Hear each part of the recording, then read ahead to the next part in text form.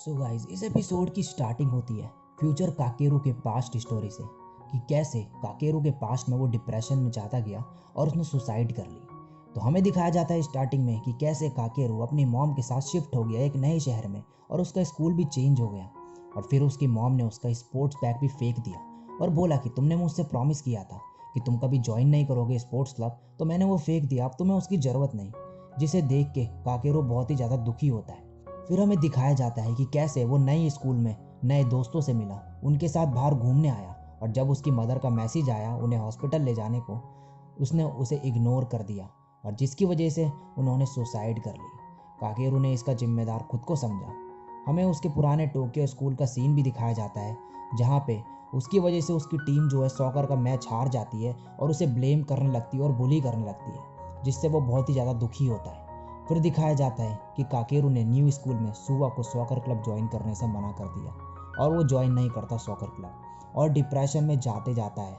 फिर वो अपने टोक्यो फ्रेंड से मिलने जाता है और वहाँ पे उन्हें अपनी फीलिंग्स के बारे में बताने की कोशिश करता है और अपनी मदर के बारे में भी बताता है, मगर वो सारे फ्रेंड्स इसे मजाक समझ लेते हैं और हंसने लगते हैं, जिसे देख के काकेरू है वो अंदर से टूट जाता है पूरी तरीके से और उसे लगता है कि अगर वो अपने नए दोस्तों को अपनी मदर के बारे में बताएगा तो वो भी कुछ ऐसा ही रिएक्शन देंगे, इसलिए वो ये बात अपने ही अंदर दबाए रखता है। इसलिए वो किसी को नहीं बताता ये चीज़ और फिर सुसाइड करने की कोशिश भी करता है। और फिर हमें दिखाया जाता है कि रिले रेस में भागते टाइम वो गिर जाता है नीचे और उसकी वजह से रेड टीम हार जाती है और काकेरू को बहुत दुख होता है इस पे और वो खुद को जिम्मेदार समझता है इसका अपना। और फिर फाइनली ये सब टाइम कैप्सूल गाड़ने जाते हैं सारे फ्रेंड्स और वो मन में सोचता है कि मेरे बिना ये दुनिया कैसी होगी। ये 5 लोगों का ग्रुप था पहले इनका, शायद ये वापस वैसे ही हो जाएंगे पहले जैसे।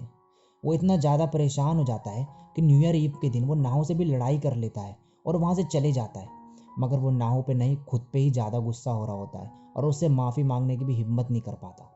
और इसके बाद नाव और उसके बीच की दूरी बढ़ती जाती है। इसके बाद सुआ भी कागेरो को बता देता है कि उसने नाव को अपनी फीलिंग्स के बारे में बता दिया न्यू ईयर ईव पे।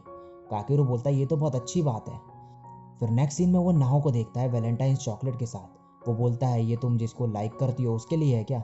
नाहो बोलती है हाँ। और फिर काकेरो नाहो और सुआ को एक साथ देखता है और फिर फाइनली वो अपनी मदर का फ़ोन चेक करता है जिसमें उसे कुछ टेक्स्ट मिलते हैं जो उसकी मदर ने उसे कभी सेंड ही नहीं करे थे, जिसमें लिखा होता है तुम्हारे फादर बहुत वायलेंट पर्सन थे और मैं तुम्हें ऐसी जगह नहीं रखना चाहती थी, इसलिए मैंने उनसे डाइवोर्स कर लिया। तुम्हें पहले के स्कूल में बुली किया जाता था, इसलिए मैंने सोचा तुम्हारा स्कूल चेंज करने से सब ठीक हो जाएगा और मैंने तुम्हारा स्कूल चेंज करवा दिया और तुम्हें सॉकर क्लब ज्वाइन करने से मना करा क्योंकि तुम्हें पहले भी बुली करा गया था दूसरे स्कूल में और मैं तुम्हें और ज़्यादा हर्ट होते हुए नहीं देखना चाहती थी। मैंने जो कुछ भी किया वो तुम्हारे लिए किया। और बोलती है अब मैं चाहती हूँ तुम इंजॉय करो और तुम जो चाहो वो कर सकते हो। ये सब पढ़ के काकेरो रोने लगता है और घर से भाग जाता है अपनी बाइसिकल लेके और बोलता है मैंने अपनी मदर को गलत समझा और सोचता है मरने के बारे में। और बोलता है मैंने अपनी मदर को गलत समझा और सोचता है वो मरने के बारे में और मदर के पास जाके उनसे माफ़ी मांगने का और सोचता है कि क्या कोई दुखी होगा अगर मैं मर जाऊं तो।